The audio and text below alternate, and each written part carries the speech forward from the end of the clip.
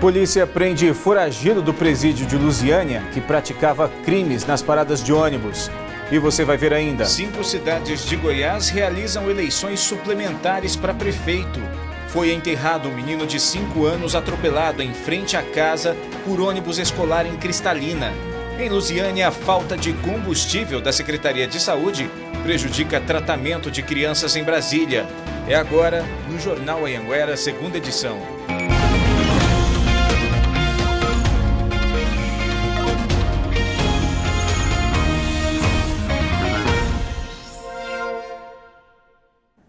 Olá, boa noite. A Polícia Militar prendeu hoje de manhã no setor Fumal um foragido do presídio de Lusiânia. Segundo as investigações, ele é suspeito de praticar assaltos em paradas de ônibus intermunicipais da região. O serviço reservado da Polícia Militar estava monitorando Marco Aurélio Alves Novaes Nascimento, de 30 anos, desde a semana passada. Ele é foragido do presídio de Lusiânia. Com um documento falso, ele conseguiu essa casa na rua Epaminondas Roriz, no setor Fumal. Segundo a PM, Marco Aurélio alugou este imóvel aqui há cerca de 2 semanas. E foram os vizinhos que desconfiaram das atitudes do suspeito e denunciaram a polícia. De pronto fizemos cerca aqui com várias viaturas e procedemos aqui na devida vistoria, aonde logramos êxito em encontrar esse foragido, o qual encontrava-se com várias mercadorias, inclusive com uma pistola. Dentro do imóvel, a PM encontrou objetos roubados, além de uma pistola, carregadores, munição e colete balístico. Segundo a Polícia Militar, Marco é suspeito de participar de uma quadrilha que assaltava ônibus intermunicipais e fazendas em Lusiânia. Eles planejando aí roubar um caminhão da Souza Cruz, inclusive ia fornecer até um fuzil para essa ação criminosa.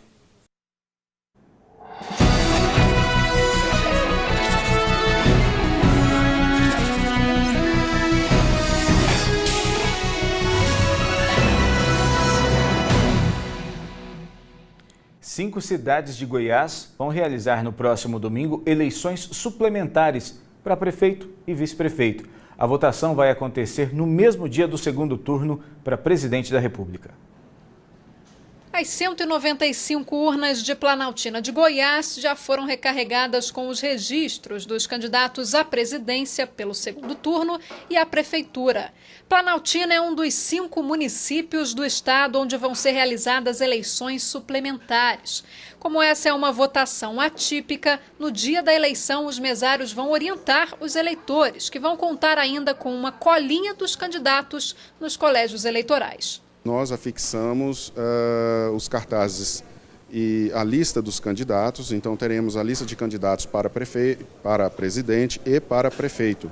Então a orientação aos mesários é que com bastante calma, serenidade, oriente o eleitor antes de que ele se dirija à cabine de votação de que temos 2 eleições em andamento. São 5 os candidatos à prefeitura de Planaltina.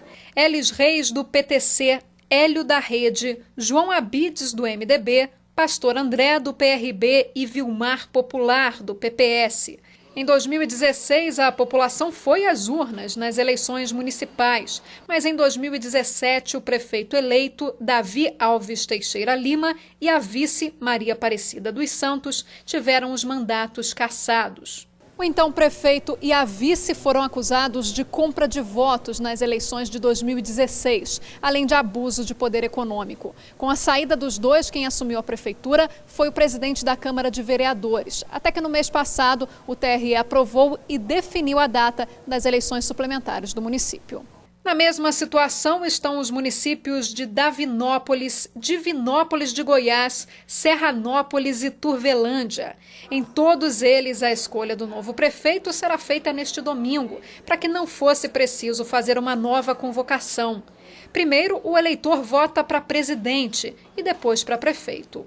A gente aproveita o treinamento, aproveita toda a logística de uma eleição para poder fazer a outra. Facilita para o eleitor também? Facilita para o eleitor, porque o eleitor, o voto é obrigatório. O eleitor tem que se deslocar até a sessão, com algumas exceções que ele precisa justificar. Bom, o golpe É antigo. Um homem procura mulheres nas redes sociais, se relaciona com ela e depois inventa uma história. Pega dinheiro emprestado e depois some. Pelo menos 3 vítimas denunciaram o estelionatário, que estaria sendo investigado pela polícia. Raimundo Nonato Silvério usava sempre a mesma tática. Encontrava mulheres em sites de relacionamentos e dizia que queria algo sério. Ganhava a confiança delas e aí aplicava os golpes. Ele descobriu que os meus gostos, que eu quero, e aí ele foi usando nesse artifício. Para esta mulher, ele se apresentou como advogado de uma multinacional e dizia que estava com os cartões bloqueados. Durante 1 ano, pediu que ela fizesse empréstimos para ele. No total, foram R$324 mil. Ele falava que ia repassar, que a partir do momento que ele fosse recebendo os valores, né, dos casos que ele trabalhava, ele ia me passando. E eu fiz bastante empréstimo, né? Endividei, acho que de todas as formas possíveis.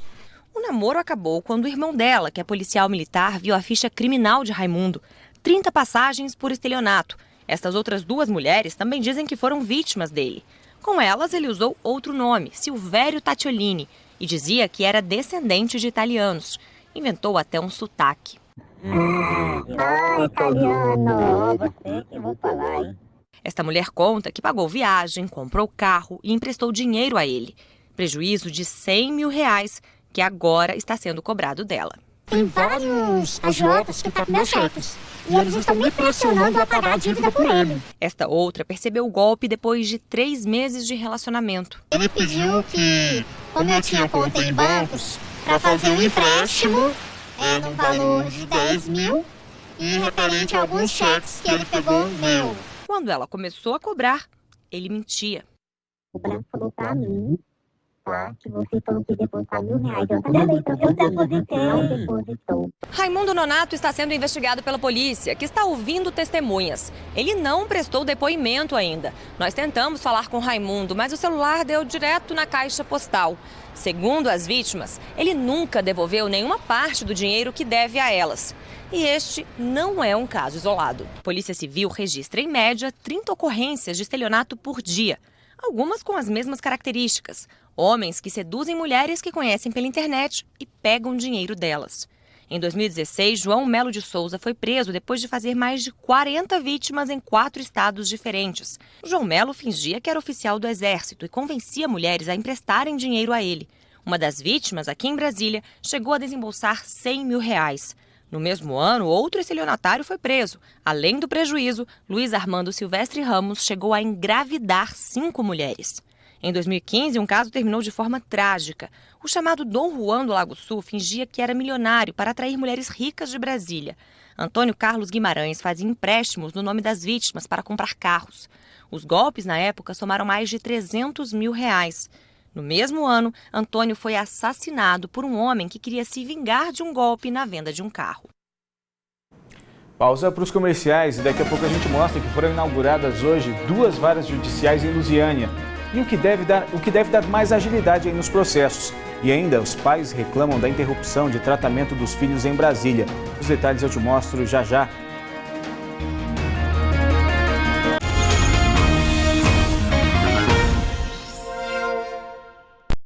De volta com o J2 e foram inauguradas hoje 2 varas judiciárias no Fórum de Lusiânia. O objetivo é agilizar os processos. Hoje são cerca de 4.000. Hoje, Giliardi, foi inaugurado hoje aqui no Fórum o Juizado de Violência Doméstica e Familiar contra a Mulher e a 2ª Vara da Família e Sucessões. Quem tem mais informações sobre esse assunto é a juíza Renata Gomes de Barros Nakagami e ela vai nos passar mais informações sobre a inauguração dessas 2 varas. Bom, juíza, primeiramente, muito obrigado pela sua participação aqui no nosso jornal. Explica para a gente primeiro sobre o Juizado de Violência Doméstica e Familiar contra a Mulher.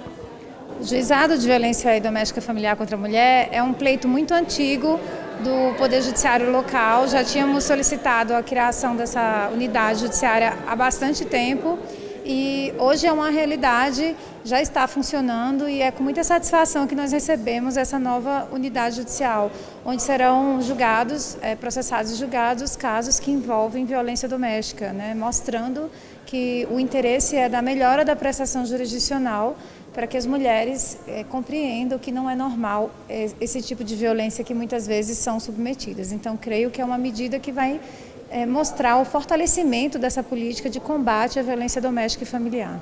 E a segunda vara da família e sucessões está sendo ampliada, é isso mesmo, né? Isso. Foram criadas, na verdade, 4 varas por uma lei estadual recente e hoje estão sendo instaladas e já estão em pleno funcionamento 2 delas. Uma é o Juizado de Violência Doméstica e Familiar contra a Mulher e a outra é a segunda vara de família e sucessões. Então, são mais 2 juízes que vão vir até a comarca de Lusiânia como titulares e vão empreender esforços para que a gente consiga uma melhora na prestação jurisdicional. A vara de família também era um pleito antigo e também hoje está sendo concretizado. Promete agilidade nesses processos, não é isso? Sim, os processos de família que envolvem guarda, envolvem alimentos, separação, divórcio. Então, todos esses processos vão ter uma agilidade muito maior agora, com mais um juiz atuando, mais uma equipe atuando, né? Vai ser muito mais célere a tramitação do processo. A gente tem números sobre quantos processos há na vara da família hoje? Sim, há aproximadamente uns 4.000 processos, então esse acervo vai ser dividido em relação à vara, ao juizado de violência doméstica familiar contra a mulher, por volta de 1.800 processos. Certo, Giza, muito obrigado pela sua participação aqui com a gente mais uma vez. Giliardi, volto com você. Obrigado, Pablo. E a gente vai mostrar agora a história de crianças que moram aqui no entorno, mas fazem tratamento em um centro educacional em Brasília. Os pais dizem que essas crianças estão sendo prejudicadas porque o transporte oferecido pela Prefeitura aqui de Lusiânia não está funcionando. A razão seria a falta de combustível. Para essa mãe, cada som é um motivo de festa. A Juliana tem 2 filhos, o Samuel, de 10 anos, e a Fernanda, de 8. Eles nasceram com perda auditiva bilateral. Fizeram uma cirurgia e ganharam, através do SUS, dispositivos eletrônicos que ajudam a recuperar a função auditiva em graus mais severos e também a desenvolver a fala. Foi muito difícil, até que eu fui buscar por resposta onde faz esse tratamento, onde foi que eu descobri que faz em Brasília. O Hernando também tem uma filha com deficiência auditiva. A Lara usa o mesmo aparelho que os filhos da Juliana. O pai explica que assim que a filha completou 6 meses de vida, ela foi matriculada no Centro Educacional de Audição e Linguagem, que fica lá em Brasília. Uma conquista para toda a família. Se não fosse o CEAL, Lara não estaria como está hoje. Lara estuda em uma escola normal, com crianças normais, fala, aprende e tudo. E além do Hernando e da Juliana, essas outras mães também têm filhos com problemas de audição. E todos eles são matriculados nesse mesmo centro de ensino no DF. Os pais dizem que, como não encontraram nenhum centro educacional para atender as crianças com deficiência auditiva aqui em Lusiânia, eles conseguiram na justiça pelo menos o direito de terem um transporte que é oferecido pela prefeitura da cidade. São 2 veículos que fazem esse transporte nos períodos da manhã e da tarde. Mas, de acordo com os pais, esse serviço foi suspenso há cerca de 2 semanas por falta de combustível. A Maria explica que só das crianças que ela conhece são cerca de 7, entre 6 e 12 anos, que dependem do transporte da prefeitura. Mas com os veículos parados, estão prejudicadas com a falta do tratamento. E o pior, podem perder as vagas por conta das faltas. Eles me falaram o seguinte, que se a Maria Eduarda continuar com essas faltas, que ela vai acabar sendo afastada do CEAL, porque ela está tendo muita falta. Essa outra mãe batalha há 12 anos para dar uma assistência melhor para a filha, que tem apresentado melhoras com acompanhamento no DF. Mas conta que sem o transporte fica praticamente impossível ir a Brasília todos os dias. O que a gente já conseguiu nesses anos com a criança da gente, eles vão regredindo, né? Porque não pode faltar. Uma terapia para eles vale muito. E cada terapia que eles pedem é uma regressão que eles fazem. A Secretaria Municipal de Saúde disse que a previsão para os carros voltarem a circular é na semana que vem, que a falta de combustível foi por causa de contenção de gastos na Secretaria e que estão sendo priorizadas outras áreas.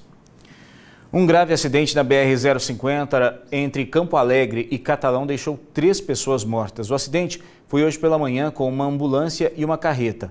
As 3 vítimas eram do distrito de Domiciano Ribeiro, em Cristalina, e estavam na ambulância que seguia para Catalão. Ainda não se sabe as causas do acidente. E uma suposta brincadeira de mau gosto deixou pais e estudantes de um colégio de Aparecida de Goiânia bastante assustados. É que um aluno resolveu publicar fotos de munição e ameaças de morte em um grupo de mensagens de colegas da escola. A foto da bala foi postada no perfil de uma rede social do aluno com a pergunta: na cabeça de quem vai entrar? E depois, num grupo de amigos do colégio, também em tom de ameaça: se nós não ganharmos a gincana, já sabem, né? Uma colega ri e responde: credo. E ele diz: pessoal da Marvel tem uma para cada cabeça. O colégio está promovendo uma gincana entre os alunos e Marvel, que ele cita na mensagem, é o nome de uma das equipes da competição. Ele estava na equipe adversária, a DC, e a conversa aconteceu no grupo deles, onde depois ele se desculpou, que foi uma brincadeira de mau gosto, mas não fez apagar a preocupação de alguns colegas e pais. Mostrou as mensagens e eu achei que se tratava de uma coisa muito séria. O aluno está no 3º ano do ensino médio, já tem 18 anos e boas notas segundo a coordenação. Os pais disseram à direção da escola que ele está arrependido, que foi uma brincadeira. Mesmo assim, ficou decidido entre eles que o aluno não vai mais frequentar a escola.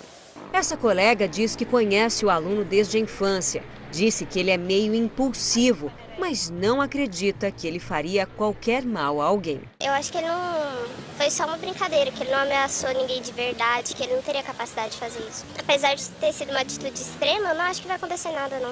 Ele não é assim. Conseguimos falar com ele por telefone. Ele explicou que pegou as fotos na internet e disse que está arrependido. Até porque isso pode prejudicar a vida acadêmica minha. Eu sei que o teor que a sociedade que a gente vive, a violência assim, em escolas está muito grande, realmente, e isso realmente foi desnecessário. A gente faz agora mais uma rápida pausa para os comerciais e em instantes a gente mostra que foi sepultado hoje o corpo de uma criança que morreu atropelada em Cristalina. E ainda, empresário abriu sala de aula no campo para ajudar trabalhadores rurais a ter a alfabetização. Agora 7h30, a gente volta já.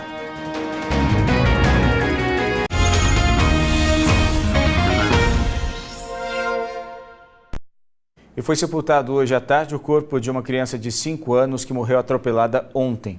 O atropelamento foi no bairro residencial Topázio, em Cristalina. De acordo com a polícia, o menino de 5 anos foi atropelado pelo ônibus escolar de uma empresa privada que deixou a criança na porta de casa depois de mais um dia de aula. O socorro foi chamado, o menino chegou a ser socorrido, mas não resistiu aos ferimentos e morreu.